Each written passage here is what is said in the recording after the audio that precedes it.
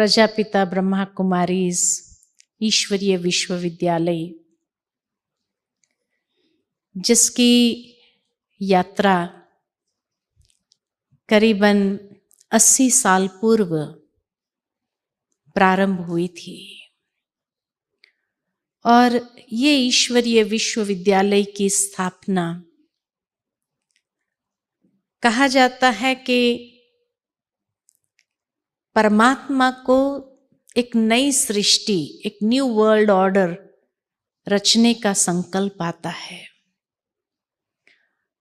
गीता में जिस तरह से वर्णित है कि जब परमात्मा को नई सृष्टि रचने का संकल्प उत्पन्न हुआ तो वो संकल्प रूपी बीज ब्रह्मा जी को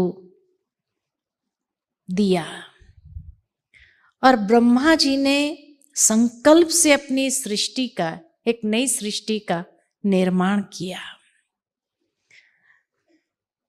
जब ये नई सृष्टि रचने का संकल्प ईश्वर को उत्पन्न होता है, उस समय ये संसार में कौन सा समय चल रहा था?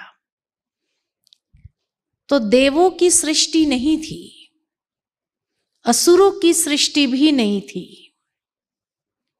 परंतु मनुष्य सृष्टि थी। कि जब संसार में घोर अधर्म का समय हुआ और ऐसे अधर्म के समय पर ही परमात्मा को यह संकल्प उत्पन्न हुआ, अधर्म का नाश और एक सत धर्म की पुनः स्थापना करने का। परंतु परमात्मा खुद करता नहीं है, उनको कहा ही जाता है करन करावनहार है। तो इसीलिए वो ये कार्य ब्रह्मा जी के द्वारा कराते हैं। पिता श्री ब्रह्मा बाबा जो लौकिक दुनिया के अंदर एक बहुत बड़े हीरे जवाहरत का व्यापार करते थे। उनका जन्म हैदराबाद सिंध में, जो वर्तमान समय पाकिस्तान में आता है, वहां पर हुआ एक हेडमास्टर के घर में। उनका पिताजी स्कूल के हेडमास्टर थे। उस जमाने के हेडमास्टर को आप समझ सकते हैं कि कितने स्ट्रिक्ट, डिसिप्लिन्ड, सिद्धांतवादी होते हैं। तो पिताश्री ब्रह्मा बाबा में भी वो संस्कार एक नेचुरल रूप में आए, परंतु बहुत छोटी आयु में ही उनके पिताजी ने शरीर छोड़ दिया और वो अपने चाचा के साथ रहने गए। चाचा जी किराने के व्यापारी थे, तो इसीलिए चाचा जी ने कहा अभी पढ़ाई वढ़ाई छोड़ो और कामकाज में हाथ बटाओ। तो किराने के दुकान पर उन्हें बिठा दिया, परंतु पिताश्री जी का स्वभाव बचपन से ही दयालु, बहुत ही किसी गरीब को देखते थे तो उनके अंदर एक दया भाव जागृत हो जाता था। तो कभी किसी को तोल में ज्यादा दे देते थे, कभी पैसा कम ले लेते थे। एक दिन वो पकड़े गए। चाचा जी ने देखा तो कहा तुम तो हमारे सारी दुकान ही लुटा दोगे इस तरह से करोगे तो फिर कहा कि अभी तुम बड़े भी हो गए हो, अपने पैरों पर खड़े हो जाओ। तो पिताश्री जी वहां से चले और हीरे जवाहरत के व्यापार में उन्होंने कदम रखा। बाबा की बहुत पारखी नजर, और पारखी नजर होने के कारण हीरे की पहचान, उसमें कोई दाग है या फ्लॉ है, तुरंत बहुत स्पष्ट रीति से देख सकते थे, तो उस बिजनेस में फ्लरिश करने लगे। धीरे धीरे उनका परिवार बना। यशोदा माता से उनकी शादी हुई और गृहस्थी आरंभ हुई। संपन्न परिवार के थे, और जब इस बिजनेस में भी फ्लरिश करने लगे, भक्ति भावना के संस्कार बहुत डीप थे। बाबा ने अपने जीवन का एक नियम बना दिया था कि प्रतिदिन गीता का पाठ करके ही कोई भी कारोबार को आरंभ करना। गुरु महात्माएं उनके घर में आते जाते रहते थे, और सत्संग का विशेष शौक रहता था। सत्संग घर में चलता रहता था। बाबा का ये नेचर कि प्रतिदिन गीता का पाठ जरूर करना है, और उसके लिए बाबा कभी कहीं पर भी समझौता नहीं करते थे। अगर कोई क्लाइंट आकर के बैठ जाए तो ये नहीं कि चलो पहले क्लाइंट को अटेंड कर लेते हैं, उसके बाद धर्म पूजा पाठ आदि होता रहेगा। नहीं, बाबा अपने सिद्धांतों को कॉम्प्रोमाइज कहीं नहीं करते थे, अपने वैल्यूज को कभी कॉम्प्रोमाइज नहीं किया। भले क्लाइंट बैठा रहे, लेकिन गीता का पाठ आधा छोड़ करके कभी उठते नहीं थे। स्वभाव से, जैसे कहा, दयालु स्वभाव।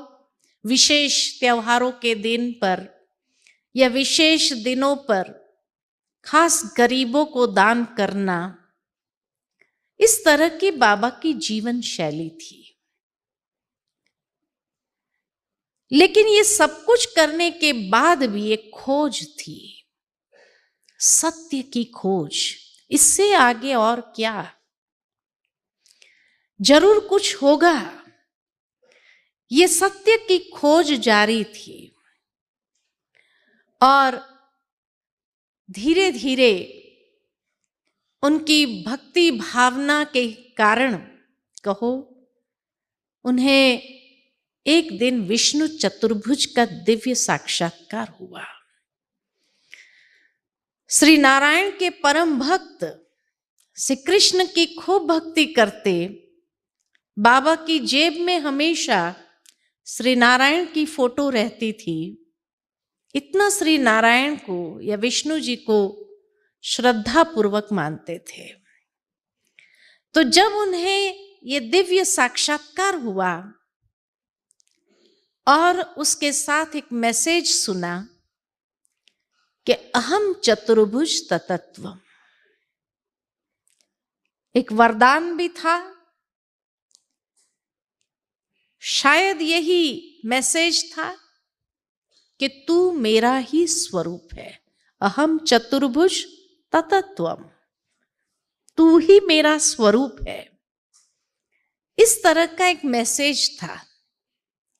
बाबा को बहुत खुशी थी इस साक्षात्कार की, ये दिव्य अनुभूति की, और उन्हें महसूस हुआ कि शायद आज मेरी भक्ति का फल भगवान ने मुझे दिया है। बाबा का जो बिजनेस था हीरे जवाहरत का, इतना फ्लरिश होने लगा कि बाबा का कनेक्शन राजा महाराजाओं से होने लगा। उस समय नेपाल के राज परिवार से बाबा का घनिष्ठ संबंध था। क्वीन विक्टोरिया के लिए बाबा ज्वेलरी बनाते थे। उदयपुर के राजा महाराजाओं के साथ उनका संबंध था। ऐसे उस समय के राजा महाराजा जो थे या जो रॉयल फैमिलीज थे भारत में, विशेष उनके रानियों के लिए, राजकुमारियों के लिए सारी ज्वेलरी बाबा बनाते थे। और इसीलिए बाबा के संस्कारों में जो रॉयल्टी थी कि कई बार राजाएं भी बाबा से ये कह देते थे कि ईश्वर से शायद गलती हो गई कि उन्होंने हमें राजा बना दिया, रॉयल्टी तो आप में है। बाबा हमेशा यही कहते थे, भगवान से कभी गलती नहीं होती है।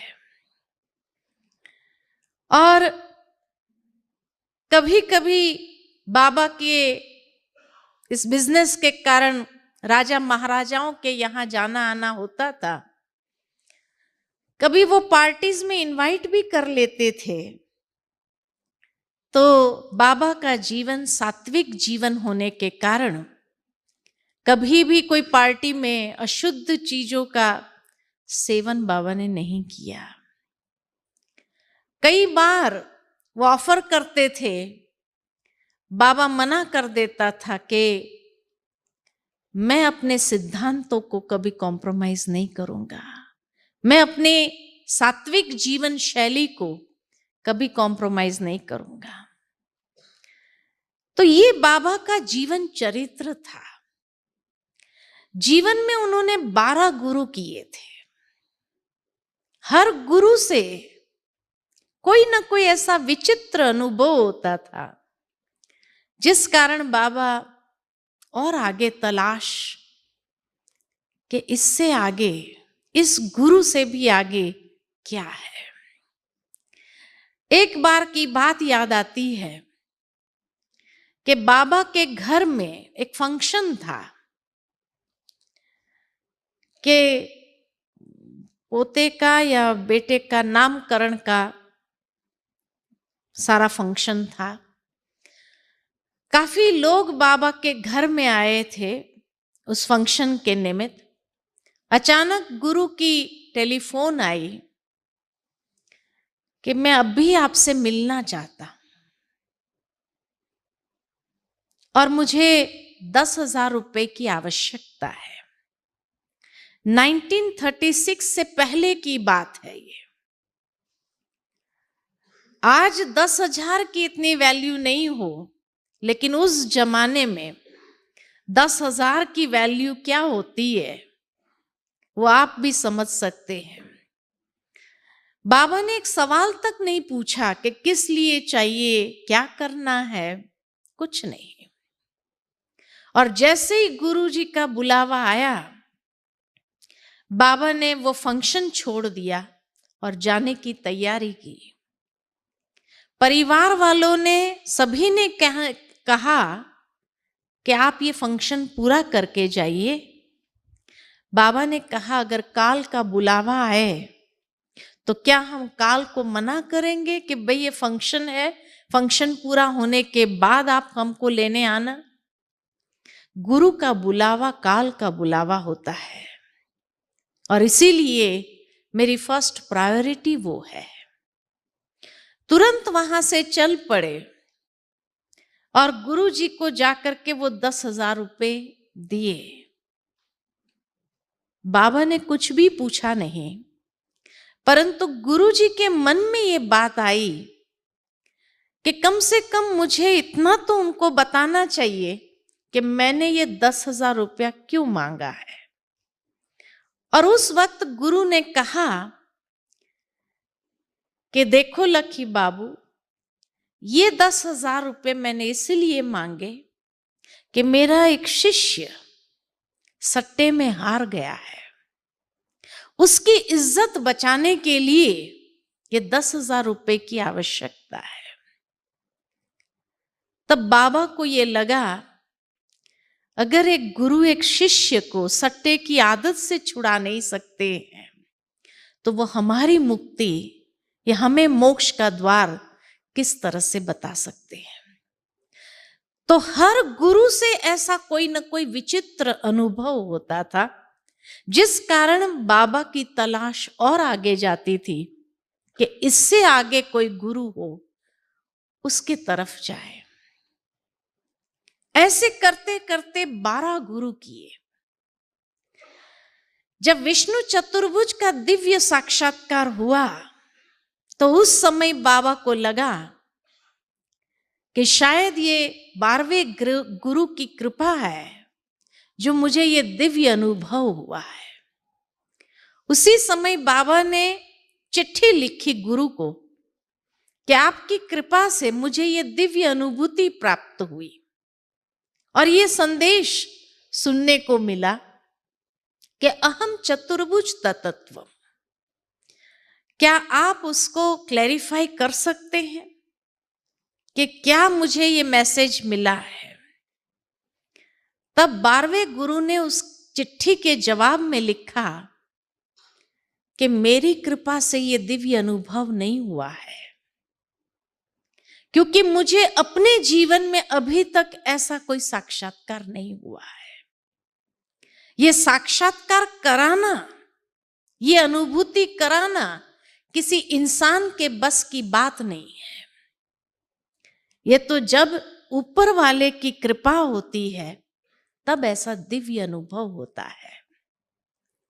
जब गुरु जी की ये चिट्ठी प्राप्त हुई तब बाबा इसी खोज में आगे बढ़े कि फिर ये दिव्य अनुभव कराने वाला कौन है।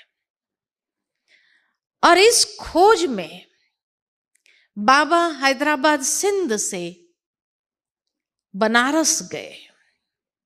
बनारस में उनके एक मित्र रहते थे, तो सोचा उनकी कोठी पर जाकर के रहूंगा, कुछ महान आत्माओं से मिलना होगा, उनसे ये बात पूछूंगा और उसका मनन चिंतन करूंगा, एकांत मिलेगा। और इस ख्याल से वो बनारस आए। बनारस में जब मित्र के घर में रुके, संध्या समय था कि पिताश्री जी गंगा तट पर चले गए और वहां जाकर एक वृक्ष के नीचे बैठ गए। इसी ख्याल में थे कि आखिर वो दिव्य अनुभव कराने वाला कौन है और क्या कहना चाहते हैं, क्या संकेत देना चाहते हैं।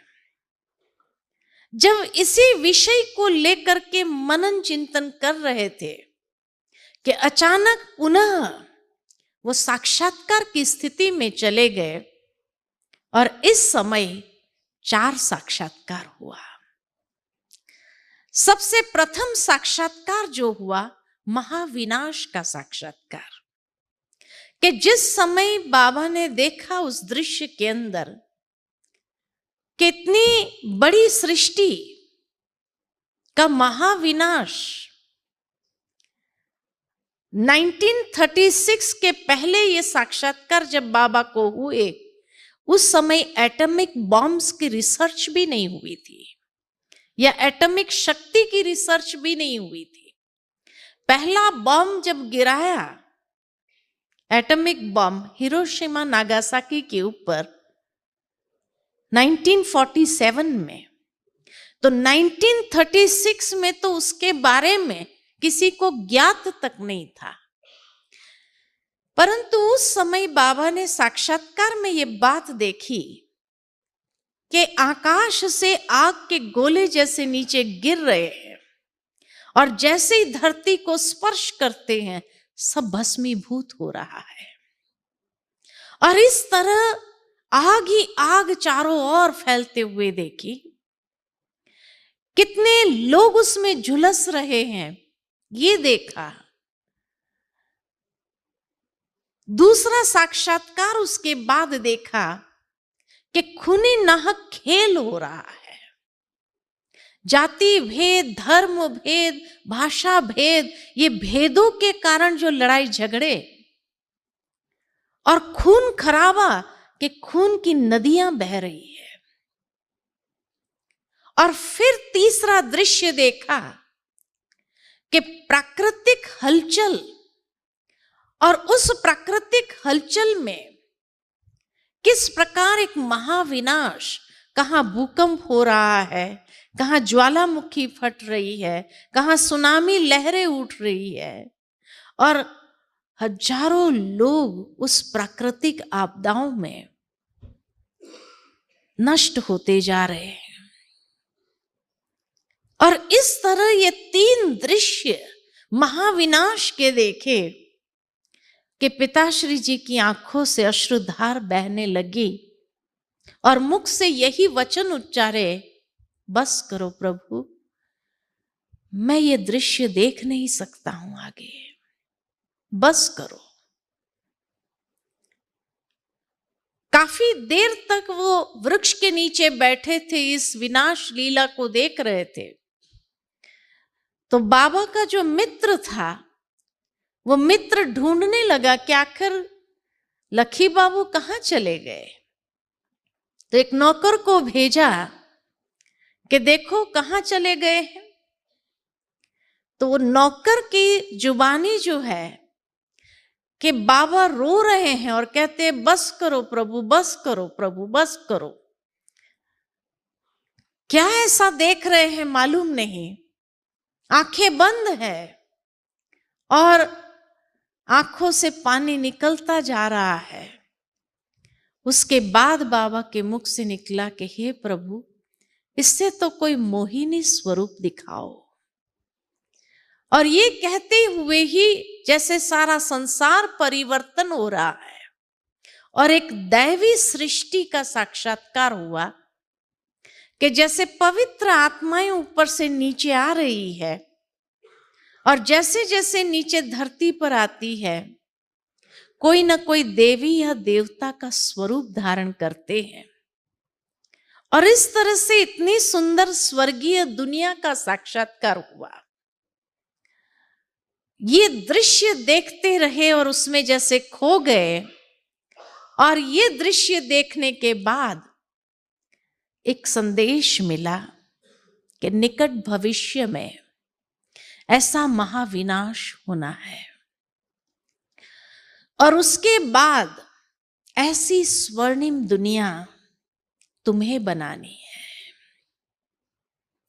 जैसे ही बाबा अपने होश में आए तो मुख से ये वचन निकला, मैं तो ऐसी दुनिया कैसे बना सकता हूं, इतना महाविनाश और इतना बड़ा विनाश होने के बाद ऐसी दुनिया मैं कैसे बना सकता हूं।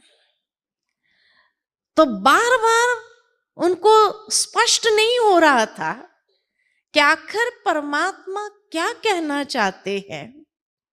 ये दृश्य दिखाने के पीछे ईश्वर की भावना क्या है वो समझ नहीं पा रहे थे। लेकिन इतना बड़ा महाविनाश का दृश्य देखने के बाद उनके अंदर एक वैराग्य वृत्ति जरूर उत्पन्न हुई। यही मन के अंदर आता रहा कि ये दुनिया खत्म होने वाली है, अब ये ज्यादा समय चलने वाली नहीं है, निकट भविष्य में ऐसा महाविनाश होना है।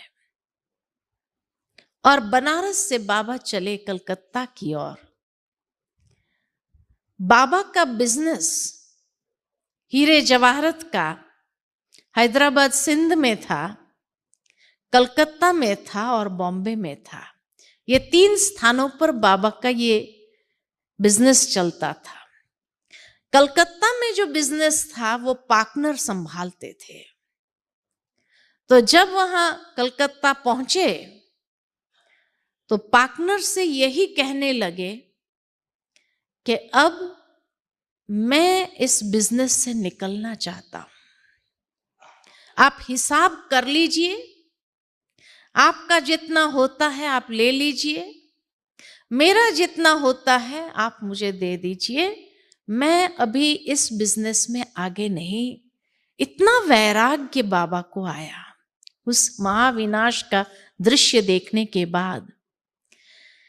पार्टनर को भी बार बार लगे अगर बाबा निकल गए, क्योंकि बाबा का नाम ऐसा था उस समय में कि उस नाम से ही बिजनेस होता था।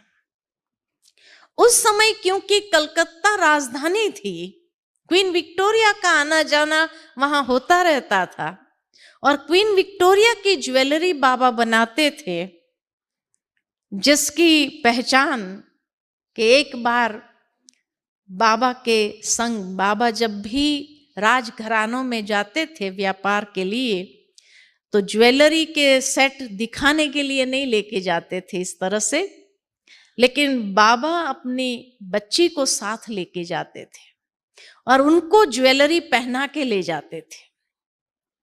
वो जब देखते थे उनके ऊपर ज्वेलरी तो बाबा को कहते ऐसी ही ज्वेलरी का सेट हमें बना करके दे दीजिए, ऑर्डर दे देते थे बाबा को। तो इसी तरह से एक बार बाबा ने एक बक्कल बनाया था माथे का कि जिसमें ट्यून बजती थी। तो बच्ची को पहनाया वो बक्कल। अब बच्चों को ट्यून बजने वाली बक्कल पहना दो तो बड़े खुश होते हैं। तो जब लेके गए तो क्वीन विक्टोरिया ने कहा कि मुझे ऐसा ही बक्कल बना करके दो। तो बाबा तो घर आते थे, फिर वो सारी ज्वेलरी निकाल करके वही पैक करके दे के आते थे। तो जैसे ही वो निकाला तो बच्ची ने कहा ये बक्कल मैं नहीं दूंगी, ये म्यूजिक वाला बक्कल मैं नहीं दूंगी, ये मैं अपने पास रखूंगी। तो बाबा बच्चों को कैसे समझाते थे। आज की दुनिया में अगर कोई बच्चा जिद करे तो क्या करेंगे आप? क्या करेंगे? हाँ, डांट लगा देंगे या थप्पड़ भी मार देंगे। बाबा ने बच्ची को कहा बेटी बासी रोटी खाएगी? कहा बासी रोटी क्यों खाऊं? बच्ची ने कहा।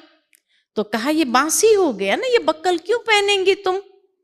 तुमको रोज नया बक्कल पहनना चाहिए। तेरे लिए मैं नया बक्कल बना दूंगा कल, ये तो बासी हो गया। तो बच्चे भी मान जाते थे, हाँ बासी रोटी नहीं खाएंगे, ये बासी बक्कल नहीं पहनेंगे, छोड़ देते थे। फिर दूसरे दिन डिमांड करते थे कि अब हमें बक्कल दो। बाबा कहते हाँ बना के दूंगा ना, उससे अच्छा बना के देंगे हम। तो जब दादी जी, हाँ, क्योंकि जब वो बच्ची बड़ी हुई तो फिर यज्ञ का एक हिस्सा बन गए, समर्पित कर दिया उन्होंने भी अपना पूरा जीवन। तो जब दादी जी गए कलकत्ता में रहते थे, ईस्टर्न जोन पूरा संभालते थे। तो जब दादी जी लंदन टूर पर गए तो उस समय वो जो कोहिनूर हीरा जहाँ रखा है या पैलेस जो है बकिंगहम पैलेस देखने गए। तो जब वहां गए तो उस बक्कल को देखा तो दादी ने कहा ये बक्कल जो रखा है ना इसमें ट्यून बजती है। एकदम याद आ गया मेमोरी में कि ये वही बक्कल है जिसके लिए मैंने जिद किया था और बाबा ने कहा था बासी रोटी खाएगी। तो जब कहा दादी ने कि ये बक्कल में ट्यून बजती है तो जो गार्ड्स थे, गार्ड्स को पूछा कि ये बक्कल में ट्यून बजती है। तो गार्ड को लगा ये कोई स्पाई आ गए हैं। तो गार्ड्स ने कहा कि आप कैसे जानते हैं कि इसमें ट्यून बजती है? तो दादी ने कहा क्योंकि मेरे पिता ने ही ये बक्कल बनाई थी और क्वीन विक्टोरिया को दिया था, इसीलिए मैं कहती हूँ। तो फिर क्वीन विक्टोरिया तक मैसेज पहुंचा कि भाई वो बक्कल देख करके कोई मैडम आई है जो कहती है कि हमारे पिता ने वो बनाया था कलकत्ता में। तो क्वीन विक्टोरिया ने खास मिलने के लिए दादी को बुलाया और बहुत सालों के बाद जैसे मुलाकात हुई हो इस तरह से इतना प्यार से मिलना हुआ। कहने का भावार्थ के बाबा के नेचर में गुस्सा करना नहीं था। एक बार ऐसा हुआ कि बच्चे शैतान तो होते हैं, तो मैनेजर को बाबा ने हीरे दिए, हीरे की सारी पुड़िया दिया और कहा दुकान पर ले जाओ। अब बच्चों ने देखा कि मैनेजर को दिया, बाबा तो चले गए मैनेजर को दे करके, और बच्चों के मन में आया कि अब हम अपने हीरे के ये बनाएंगे कोई ना कोई। तो बेटे ने कहा मेरे को हीरे की अंगूठी चाहिए, लड़की ने कहा मुझे बक्कल चाहिए, और दूसरी लड़की ने भी कहा कि उसको भी कुछ बैंगल चाहिए या ऐसा कुछ चाहिए। तो जब देखा कि मैनेजर को दिया सारे हीरे के पैकेट, तो बच्चे गए जोर से मैनेजर को धक्का मार के हाथ मार के सारे हीरे गिरा दिए। अब सारे हीरे अगर गिर जाए तो एक एक हीरे को ढूंढना कितना मुश्किल होता है। तो बच्चों ने क्या किया, जितने हीरे आए हाथ में ले लिए कि इतने हीरे तो बस हो गए हमारा बक्कल बनाने के लिए, हमारी अंगूठी बनाने के लिए, हमारी बैंगल बनाने के, और उतने हीरे लेकर भाग गए। उनको क्या मालूम हीरे की वैल्यू क्या होती है। तो लेकर भाग गए। तो बाबा के पास गए, मैनेजर ने कहा कि बाबा, बच्चों ने आज बहुत शैतानी की है, सारे हीरे के पैकेट गिरा दिए और जितने हाथ में आए हीरे लेकर के भाग गए। बाबा ने कहा कोई बात नहीं, आप निश्चिंत रहो, वो हीरा मैं ले लूंगा बच्चों से। फिर घर में आकर कहा कि अच्छा बच्चों, आज तुम्हारे लिए कुछ बनाना है हमें। अच्छा, आपको क्या चाहिए? तो बेटी ने कहा मुझे वो बक्कल चाहिए। तो कहा ठीक है, तुम्हारे पास कितने हीरे हैं? तो बच्ची ने कहा मेरे पास 15 हीरे हैं। कहा 15 हीरे में थोड़ी बक्कल बनता है, बक्कल बनाने के लिए तो 25 हीरे चाहिए। तू दे, मैं 25 हीरे का तुमको बक्कल बना के दे दूंगा। उससे ले लिया 15 हीरे। फिर बेटे को पूछा तेरे को क्या चाहिए? कहा मुझे अंगूठी चाहिए। तेरे पास कितने हीरे हैं? उसने भी बताया कि मेरे पास इतने हीरे हैं। बाबा कहे मैं तेरे को इससे भी बढ़िया अंगूठी बना के दूंगा, लाओ। करके ले लिया, उससे भी, तीसरी से भी ले लिया।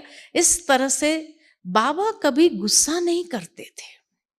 बच्चे की कितनी भी शैतानी होती थी, लेकिन बाबा कभी उनके ऊपर गुस्सा नहीं करते थे। एक बार बाबा कहीं बाहर से आ रहे थे और बच्चे तूफान कर रहे थे, खूब घर में तूफान मस्ती मचाई हुई थी। तो बाबा की धर्म पत्नी खाना पका रही थी, तो रोटी बना रही थी, हाथ में बेलन था। तो जब बच्चे बहुत तूफान मचा रहे थे तो उसने बेलन दिखाया कि अब एक एक बेलन सबको मारूंगी। बाबा दूर से आ रहे थे, जैसे ही बाबा ने देखा, बच्चों को कहा चलो बच्चे तैयार हो जाओ, घूमने चलते हैं। बच्चे खुश हो गए, तैयार होने चले गए कि चलो फिर आकर गाड़ी में बैठ जाओ। और बाबा फिर आए अपने धर्म पत्नी के पास, माता यशोदा के पास, और बाबा ने कहा आज तुमने बेलन दिखाया, लेकिन आगे से कभी बच्चों को बेलन नहीं दिखाना। का बहुत तूफान कर रहे थे, बहुत मस्ती कर रहे थे। तो बाबा ने कहा कि आज तुमने उसको बेलन दिखाया, कल वो आपस में एक दूसरे को बेलन दिखाएंगे, तो ये संस्कार कौन डालता है? तो हमें अपने बच्चों के अंदर ऐसे संस्कार नहीं डालने हैं। ये बाबा की सोच थी कि संस्कार भी कितने अच्छी तरीके से देना होता है बच्चों को। बच्चे हर हरकत माँ बाप की देख करके ही सब सीखते। तो कहा आज के बाद उनको कभी बेलन दिखाना भी नहीं, मारना तो बहुत दूर की बात, दिखाना भी नहीं, क्योंकि तुमने दिखाया, वो दिखाएंगे नहीं, वो प्रयोग करेंगे। तो ये संस्कार हमें बच्चों के अंदर नहीं डालने हैं। तो इस तरह की बाबा की सोच थी, और इसीलिए जब कलकत्ता से बिजनेस को वाइंड अप करने का सोच करके सारा हिसाब किताब कर रहे थे, उतने में टेलीग्राम आई हैदराबाद से कि बाबा के चाचा जो थे वो बहुत बीमार थे और उनकी अंतिम इच्छा यही थी कि मैं बाबा को मिलूं। और ये इच्छा क्यों थी उनकी? तो उनके चाचा जो थे बहुत बड़े व्यापारी थे और बहुत संपत्ति थी उनके पास, और कोई बच्चे नहीं थे। तो उनके चाचा को यही लगा कि मैं मरने के बाद ये सारी संपत्ति का क्या होगा, इससे अच्छा है कि मैं सारा विल करके लखीराज को देके जाऊं, वो उसका सदुपयोग करेंगे, दान पुण्य करेंगे मेरे पीछे भी। इसीलिए वो उनको याद कर रहे थे।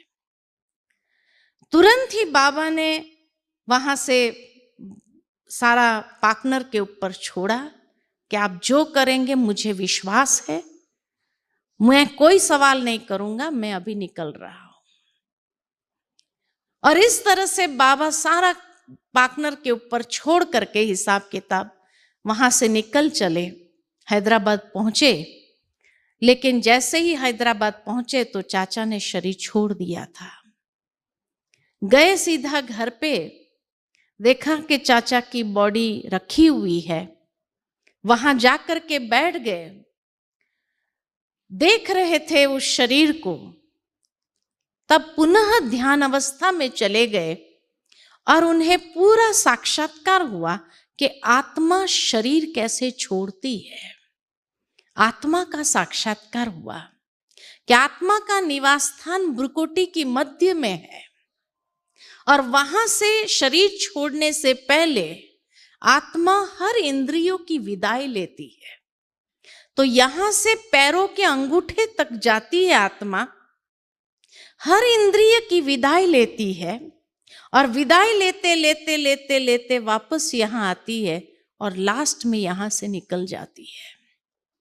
इसीलिए आप देखेंगे कि जब भी कोई व्यक्ति शरीर छोड़ता है तो सबसे पहले पैर ठंडे हो जाते हैं, कि जहां से विदाई लेती जाती है वो हिस्सा ठंडा होता जाता है और लास्ट में ये पार्ट ठंडा होता है।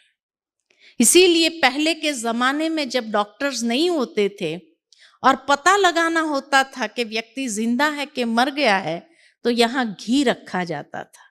अगर वो घी पिघल गया तो सोचते हाँ गर्मी है, माना आत्मा है। अगर घी नहीं पिघला तो सोचते थे हाँ आत्मा ने शरीर छोड़ दिया।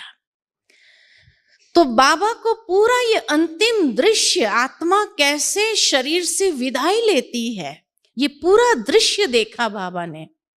और जैसे ये दृश्य देखा उसके बाद बाबा को ये महसूस होने लगा मैं भी आत्मा हूं, ये शरीर मेरा चोला है, ये कर्मेंद्रिया मैं नहीं हूं। आत्मा मालिक है शरीर की, कर्मेंद्रिय की, और उसको एक न एक दिन छोड़ना है। आत्मा अजर अमर अविनाशी है। गीता का पाठ तो हर रोज पढ़ते ही थे, तो दूसरा अध्याय आत्मा ज्ञान का सारा स्मृति में आ गया कि शरीर तो वस्त्र मात्र है, आत्मा तो मरती नहीं है, एक चोला छोड़ करके दूसरे चोले में प्रवेश करती है। तो जैसे एक रटन चालू हो गया, मैं भी आत्मा हूं, जशोदा भी आत्मा है। एक एक को देखते थे तो जैसे आत्म भाव से देखना आरंभ किया, और ये आत्म भाव जितना उनका जागृत रूप में रहने लगा, दादियों का तो कहना था कि बाबा ने घर की दीवारों पर भी लिख दिया था मैं आत्मा हूं, यशोदा आत्मा है, नारायण आत्मा है। हर एक का नाम लेकर के बाबा लिखते थे कि ये आत्मा है। आत्मा का भान या जिसको कहे सोल कॉन्शियसनेस, इतनी बाबा ने अपने अंदर विकसित की, खुद प्रैक्टिस किया सोल कॉन्शियसनेस में रहने के लिए। और उसके बाद बॉम्बे आए। वहां से बॉम्बे का बिजनेस उनका बड़ा लड़का देख रहा था। तो बबुलनाथ मंदिर के सामने आज भी वहां सतगुरु सदन है। उस सतगुरु सदन में पहले माले पर रहते थे, घर था।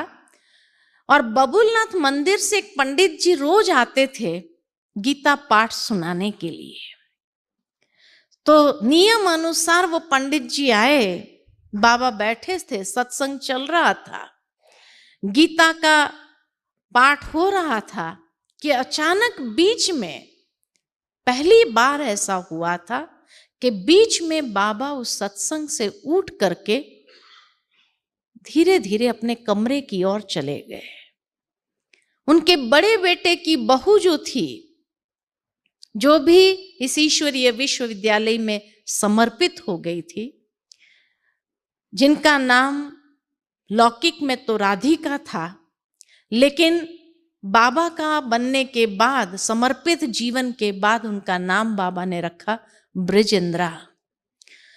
तो दादी जी सुनाती कि पहली बार मुझे आश्चर्य हुआ कि बाबा बीच में से कैसे उठे। शायद तबीयत ठीक नहीं है, ये सोच करके वो भी उठी सत्संग से और बाबा के पीछे पीछे गई। तो देखा कि बाबा जैसे सुध बुध में नहीं थे और जाकर के अपने पलंग के ऊपर पैर पर पैर चढ़ाकर अर्ध पद्मासन के रूप में बैठ करके आंखें बंद हो गई और जैसे ध्यान मग्न स्थिति में चले गए। बहू जो थी सामने बैठ गई, उसको लगा बाबा शायद ध्यान में है, जैसे ही आंख खोलेंगे तो मैं पूछूंगी कुछ चाहिए करके वो वहीं बैठ गई। थोड़ी देर के बाद बाबा के आंखों से आंखें खुलने लगी और आंखों से एकदम लाल प्रकाश चारों ओर ऐसा फैल गया कि सारे रूम को प्रकाशमय बना दिया। और इतना पावरफुल प्रकाश उसने देखा बाबा के नैनों से, और मुख से 3 वचन उच्चारण होते हुए सुनाई दिए। पहला वचन था निजानंद स्वरूपम शिवोहम शिवोहम। दूसरा महावाक्य था प्रकाश स्वरूपम शिवोहम शिवोहम। और तीसरा महावाक्य था कि ज्ञान स्वरूपम शिवोहम शिवोहम।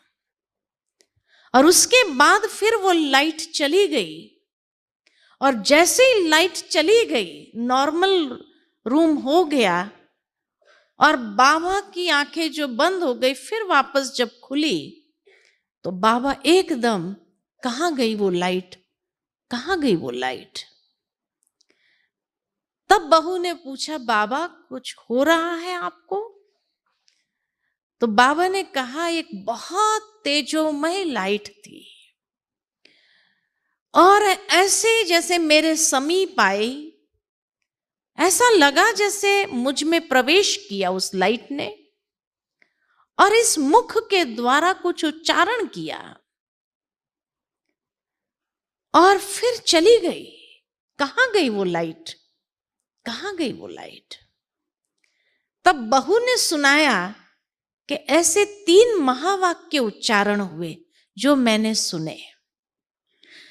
ये परमात्मा का सबसे पहला पर काया प्रवेश था कि जब उन्होंने पहले तो साक्षात्कार करा करके बाबा के जीवन के अंदर वैराग्य, आत्मज्ञान और वो भूमिका को तैयार किया, और भूमिका तैयार होने के बाद परमात्मा का दिव्य अवतरण हुआ कि जिसमें परमात्मा ने अपना परिचय दिया कि मैं कौन हूं। तो निज आनंद स्वरूप मैं शिव हूं, मैं शिव हूं। प्रकाश स्वरूप मैं शिव हूं, मैं शिव हूं। और ज्ञान स्वरूप मैं शिव हूं, मैं शिव हूं। ये 3 बातों में अपना संपूर्ण परिचय दे करके फिर वो लाइट चली गई और इतना दिव्य अनुभव था, इतना लाइटनेस का अनुभव बाबा को हुआ कि उसके बाद बीच बीच में वो लाइट आती थी, प्रवेश करती थी, कुछ बोल करके उच्चारण करके चली जाती थी और घर में ही सत्संग आरंभ हो गया। जब उस लाइट की प्रवेशता होती थी तो ब्रजेंद्र दादी बताती थी कि ऐसा सन्नाटा हो जाता था घर के अंदर कि हर कोई कहां भी होता था, उस सन्नाटे से पता लगता था कि बाबा के कमरे में कुछ हो रहा है, और तुरंत सब काम छोड़ करके सब बाबा के कमरे में पहुंच जाते थे। और उस समय कोई ना कोई महावाक्य, जैसे आकाशवाणी हो रही हो, इस तरह से महावाक्य उच्चारण होते थे और फिर वो लाइट चली जाती थी और इस तरह से एक सत्संग आरंभ हुआ। जो भी उस सत्संग में आते थे तो सबसे पहले तो बाबा ओम की ध्वनि करते थे। और जब वो ओम की ध्वनि होती थी, उस ओम की ध्वनि में कई बहनें साक्षात्कार में चली जाती थी। कोई श्री कृष्ण को देखती थी, कोई श्री नारायण को देखते थे, कोई विष्णु जी को देखते थे, कोई सतयुगी सृष्टि को देखते थे, कोई महाविनाश को देखते थे। हर कोई को साक्षात्कार होता था। किसी को बाबा में श्री कृष्ण दिखाई देता था। इस तरह के साक्षात्कार होने लगे। अब जहां इतना समय भक्ति करने के बाद भी लोगों को अगर कोई प्राप्ति न होती हो और यहाँ सत्संग सुनने आते, ओम की ध्वनि करते थे और उस ओम की ध्वनि में साक्षात्कार होते थे या दिव्य दर्शन होते थे, तो जरूर है आवाज तो फैलेगा समाज में कि बाबा के सत्संग में जो जाता है उन्हें दिव्य दर्शन होते हैं, भगवान के दर्शन होने लगते हैं। तो धीरे धीरे लोग वहां पर दौड़ दौड़ के आने लगे। तो बाबा के आंगन में, रूम से आंगन तक लोग बैठते थे। धीरे धीरे वो सत्संग बढ़ता गया और करीबन 1000 लोग रोज आते थे उस सत्संग में, कि जहां परमात्मा के दिव्य अवतरण के द्वारा ये महावाक्य सुनते थे, अनुभूति करते थे और फिर घर जाते थे। अब जब हर एक अपना अपना काम छोड़ करके वहां पहुंच जाएंगे तो घरों में प्रॉब्लम्स तो शुरू होगी, और इस तरह से घर में प्रॉब्लम्स आरंभ हो गई। सिंध देश में जहां हर प्रकार की तामसिकता, खान पान, हर प्रकार की तामसिकता थी। सिंधी कम्युनिटी के अंदर कहा जाता है कि उस समय माताएं बहनें पर्दे में होती थी और भाई विदेश में व्यापार के लिए चले जाते थे। तो महिलाएं घर में रहते क्या करती, तो ये सत्संग में पहुंच जाती थी। अब सत्संग रोज सुनने के बाद अच्छा लगता था।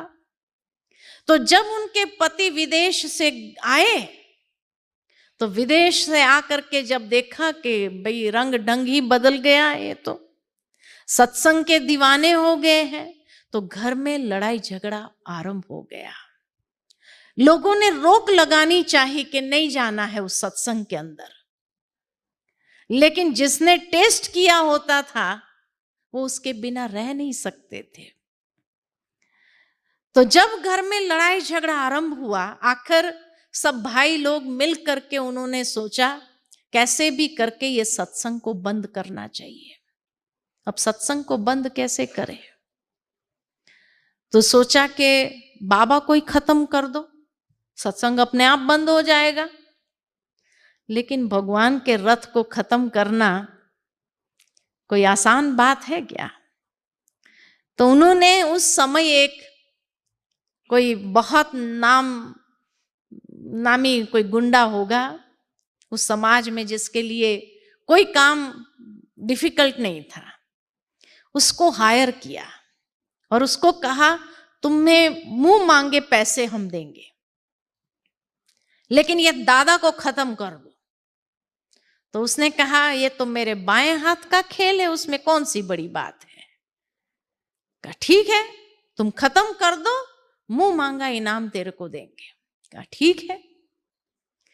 तो एक दिन वो सत्संग के सुनने के बहाने वहां चला गया और उसने पूछा, वहां बहनें थी तो बहनों से पूछा कि भाई बाबा से मिलना है हमें। तो बहन ने कहा कि अभी तो बाबा रेस्ट में है, आप शाम को आइएगा। कहा नहीं मैं शाम को नहीं आ सकता, मुझे अभी मिलना है। तो ये डिस्कशन हो रही थी, तो बाबा उस समय कमरे में थे, तो वहीं खिड़की से बाबा ने देखा, तो बाबा ने मैसेज भेजा आने दो बच्चे को। तो उसको लेकर के आए, वहां बैठे, उसने कहा मुझे कुछ सवाल पूछने हैं। कहा ठीक है। उसने पूछना चालू किया, कहा कि मेरे कुछ पर्सनल सवाल है ये बहनें यहां न बैठे। तो बाबा ने बहनों को कहा ठीक है आप जाइए, बच्चे को सवाल पूछना है। तो जब अकेला मौका देखा तो उसने जो है चाकू निकाला बाबा को मारने के लिए। लेकिन जैसे ही चाकू उठाया मारने के लिए कि उसको अपने इष्ट का साक्षात्कार हुआ। वो गुरु नानक देव को मानते थे, तो जैसे ही उन्होंने देखा कि बाबा के अंदर गुरु नानक देव का स्वरूप देखा तो पीछे हट गया। जैसे ही पीछे हटा तो उनको फिर बाबा का स्वरूप दिखाई दिया। फिर उसने चाकू उठाया मारने के लिए, फिर उनको गुरु नानक देव दिखाई दिए। उससे मारा नहीं गया, उसने चाकू बाबा के सामने सरेंडर किया, हाथ जोड़कर कहा मैं कुछ लोगों के बहकावे में आ गया था, जिन्होंने मुझे ये कार्य दिया था आपको मारने के लिए, लेकिन आप मेरे इष्ट हो, मैं आपको कैसे मार सकता हूं। और आज के बाद मैं ये काम छोड़ दूंगा और ये समर्पित करता हूं। चाकू समर्पित किया और उसके बाद वहां से कहां चला गया किसी को पता नहीं चला कि वो कहां गया। फिर लोगों ने सोचा कि अब सत्संग बंद कैसे करें। तो सोचा कि भाई इनका सत्संग सुबह सुबह चलता है, तो सुबह जब सत्संग में सब लोग बैठे हो उसी समय बाहर से दरवाजा लॉक कर देते हैं और उस भवन को आग लगा देते हैं। भले अपने रिश्तेदार भी मर जाए लेकिन सत्संग बंद होना चाहिए। तो सुबह सुबह में सोचा 7 बजे इनका सत्संग आरंभ होता है, तो वो लोग पेट्रोल सब लेकर के आए, केरोसिन पेट्रोल सब लेकर के आए और दरवाजा बंद कर दिया बाहर से और चारों ओर पेट्रोल छिड़क दिया, केरोसिन छिड़क दिया और आग लगा दी।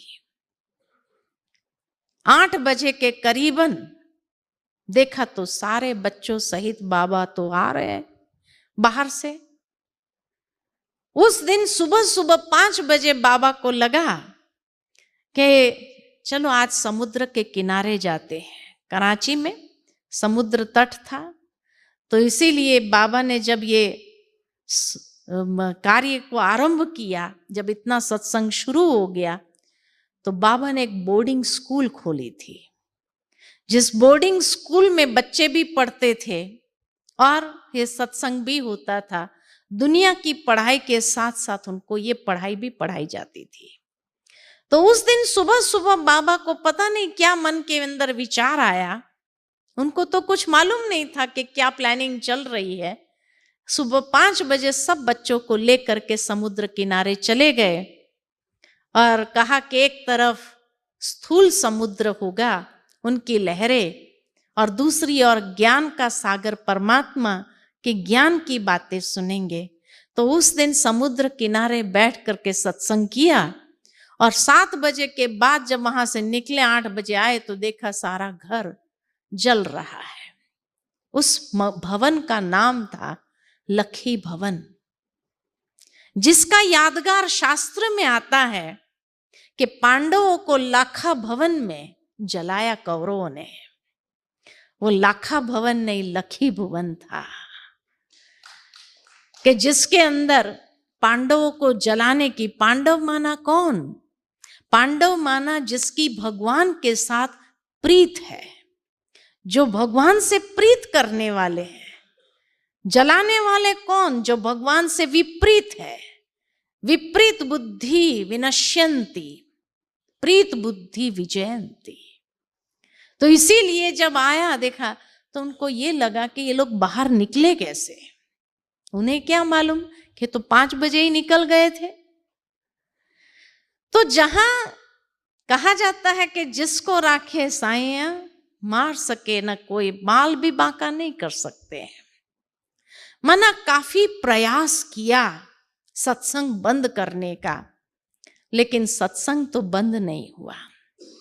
बाबा ने जब ये बोर्डिंग स्कूल को खोला तो उसमें जो छोटे छोटे बच्चों को, क्योंकि बाबा का ये विजन था कि अगर नई दुनिया बनाने की बात है, कि भगवान अगर चाहते हैं कि निकट भविष्य में ऐसा महाविनाश होगा और उसके बाद जो स्वर्णिम दुनिया आएगी वो मुझे बनानी है, तो ये स्वर्णिम दुनिया बनाने के लिए बच्चों को तैयार करना होगा, क्योंकि वही कल के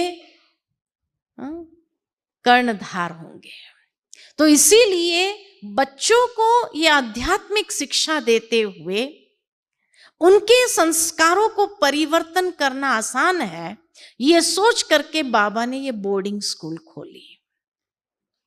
उसमें दुनिया की पढ़ाई के साथ साथ आध्यात्मिक पढ़ाई, ध्यान कैसे करना है, ईश्वर को याद कैसे करना है, जीवन शैली कैसी होनी चाहिए, अमृत वेले से लेकर रात्रि तक एक स्पिरिचुअल लाइफस्टाइल के अंदर उनको ढालने का प्रयास किया बाबा ने। उस बोर्डिंग स्कूल में करीबन 350 बच्चे थे। लेकिन जैसे ही वो बोर्डिंग स्कूल चलने लगा कि पार्टीशन का समय हो गया और हिंदुस्तान पाकिस्तान का पार्टीशन के कारण इतने लड़ाई झगड़े, इतने चारों तरफ मारपीट हो रही थी, तो बाबा ने वो सब बच्चों को 4 दीवारी के अंदर 1937 से लेकर 1950 तक 4 दीवारी से बाहर निकलने नहीं दिया। सबके पेरेंट्स तो बच्चों को छोड़ छोड़ करके भाग गए। अब बाबा के ऊपर 350 बच्चों की जिम्मेवारी थी। इनकम का कोई सोर्स नहीं था, 350 को पालना है। उनको संभालने वाले जो माताएं बहनें थी बाबा के साथ, कुछ भाई थे, तो वो लोगों को भी पालना था। तो बाबा ने कलेक्टर से बात की कि भाई हमारे पास 350 बच्चे हैं, कुछ माताएं हैं, भाई है। तो कलेक्टर ने बाबा से कहा कि आप 4 दीवारी के अंदर ही रखो बच्चों को, कहीं कभी बाहर निकलने नहीं दो। उनके लिए दूध सब्जी हम पहुंचाएंगे, आप चिंता नहीं करो।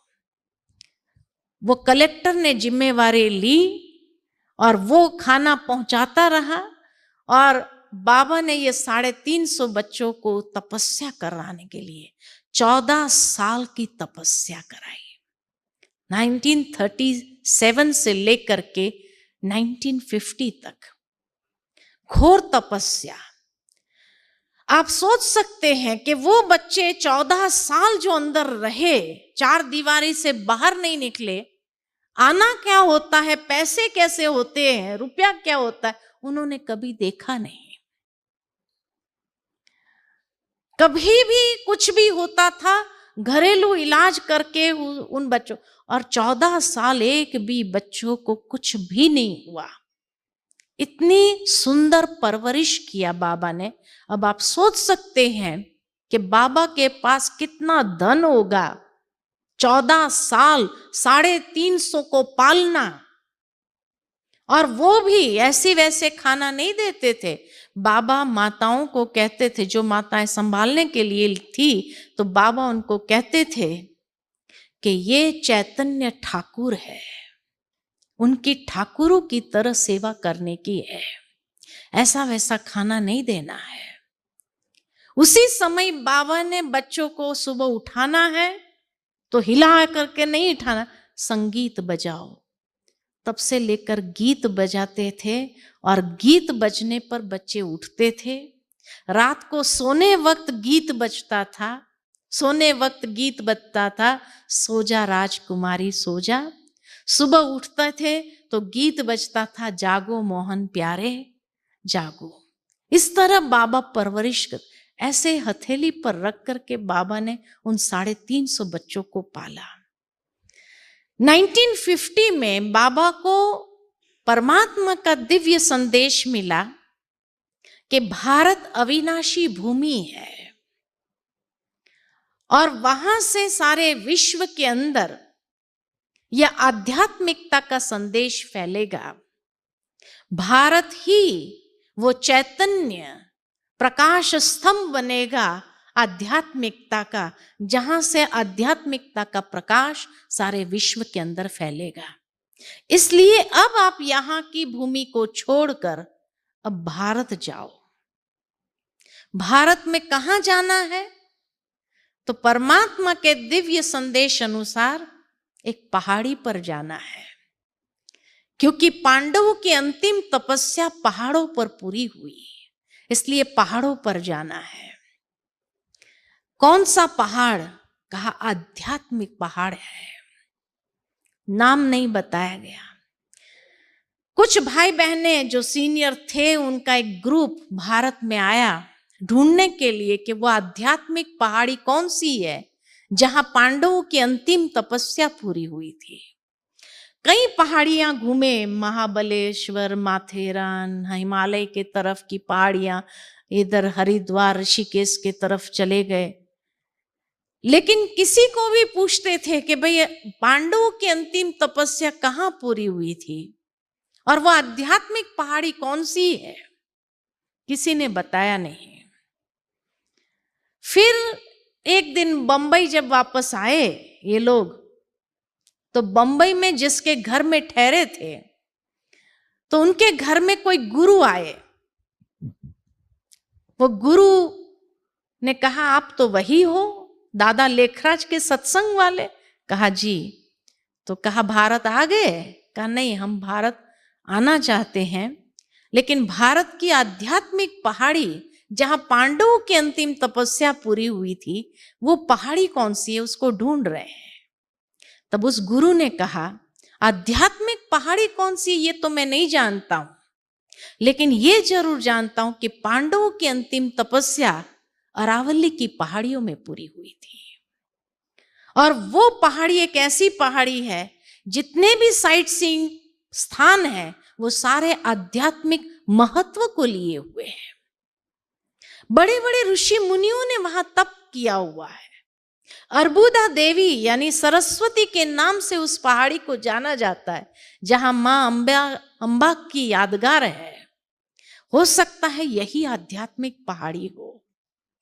वो जब यहां आए तो यहां पर आते ही, इस भूमि पर पैर रखते ही ऐसा लगा ये वही पहाड़ी है। और फिर यहां राजस्थान के राजाओं के बड़े बड़े कोठियां बनी हुई है। तो ऐसे ही भरतपुर राजा की कोठी को जब देखा तो बाबा को लिखा कि बड़ी बड़ी कोठियां यही, जहां 350 का एकोमोडेशन सहजता से हो सकता है। और फिर बाबा की जो संकल्पना थी कि भारत के अंदर आए, शिव बाबा की जो एक विजन था कि भारत से ही वह आध्यात्मिकता का प्रकाश सारे विश्व के अंदर फैलना है, तो भारत में आने के लिए बाबा ने तैयारी शुरू की।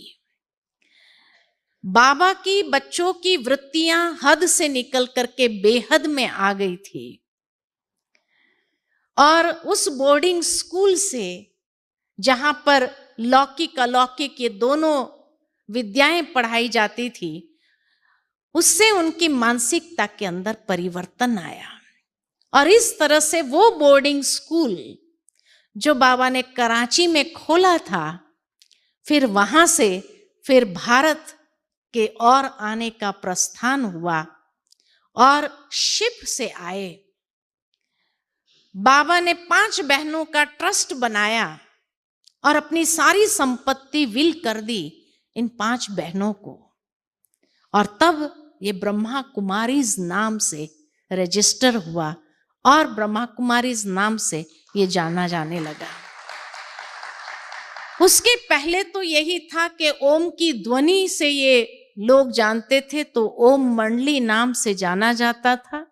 लेकिन जब बाबा ने भी अपने आप को संपूर्ण रीति से सरेंडर कर दिया और अपनी संपूर्ण संपत्ति ये 5 बहनों के नाम कर दिया, और मातेश्वरी जगदम्बा सरस्वती जो उस समय 14 साल के थे, तो बाबा ने उनके अंदर जो विशेषताओं को देखा कि वो विशेषता के आधार से बाबा ने उनको नाम दिया सरस्वती है। ये साक्षात ज्ञान की देवी सरस्वती, क्योंकि बाबा जो ज्ञान की बातें सुनाते थे उस पर इतना गहन मनन चिंतन करके वो सब बातों को सबके आगे स्पष्ट करती थी। वीणा बजाती थी, सितार बजाती थी, तो इसीलिए बाबा ने उसको नाम दिया, ये साक्षात जगदम्बा सरस्वती है। और इस तरह से इस ईश्वरीय विश्वविद्यालय की पहली chief administrative head Mateshwari Jagdamba Saraswati को बनाया गया। और फिर भारत की ओर आना हुआ। जब पाकिस्तान छोड़ रहे थे 1950 में, 5 मई 1950, 5/5/50 डेट थी जब पाकिस्तान को छोड़ा। और इस जहाज के माध्यम से तो उस समय कलेक्टर ने बाबा से सवाल पूछा कि हमारी सेवा में ऐसी क्या कमी रह गई थी जो आप इस भूमि को छोड़कर जा रहे हो। तो बाबा ने कहा, कमी तो कोई नहीं रखी आपने, इतनी अच्छी तरह से संभाल की, लेकिन अब ऊपर वाले का जो आदेश है उस आदेश का पालन करना है। जब उनको ये बात बताई गई तब वहां कलेक्टर ने उस वक्त कहा कि जब तक आप थे इस भूमि पर पाक कार्य हो रहे थे, लेकिन अब ऐसा महसूस हो रहा है कि आप लोग जा रहे हो तो यहां नापाक काम भी होगा। और इस तरह से रोते हुए उसने विदाई दी। और उस समय जितने भी ऑफिसर थे उनको कहा, इनकी एक सुई तक भी ये ले जाए, यहां कुछ भी छोड़ेंगे नहीं। सब कुछ पैक करके उनसे वहां से विदाई दिया उस कलेक्टर ने। और वो जहाज ओखा बंदर आया और ओखा से फिर माउंट आबू की ट्रेन लिया और ट्रेन के द्वारा यहाँ माउंट आबू पहुंचे।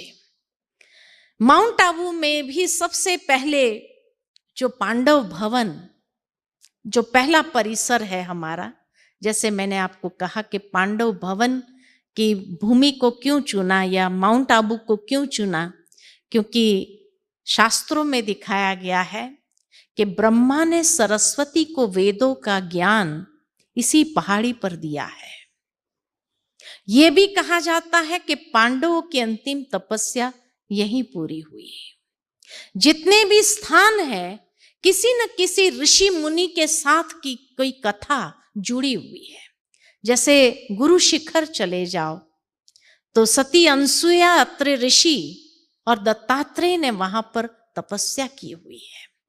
अधर देवी, अधर कन्या का मंदिर है जहां पर दिखाते कि अधर देवी ने भी यहां तपस्या की हुई है। अचलगढ़ का यादगार है, जैनियों का दिलवाड़ा मंदिर है। इस तरह सारे स्थान अगर देखे और इतनी सात्विकता इस भूमि के अंदर थी कि मुझे याद आता है कि मैं जब इस स्थान पर आई हूं 1992 में, यहां माउंट पर कोई फिल्म थिएटर नहीं है।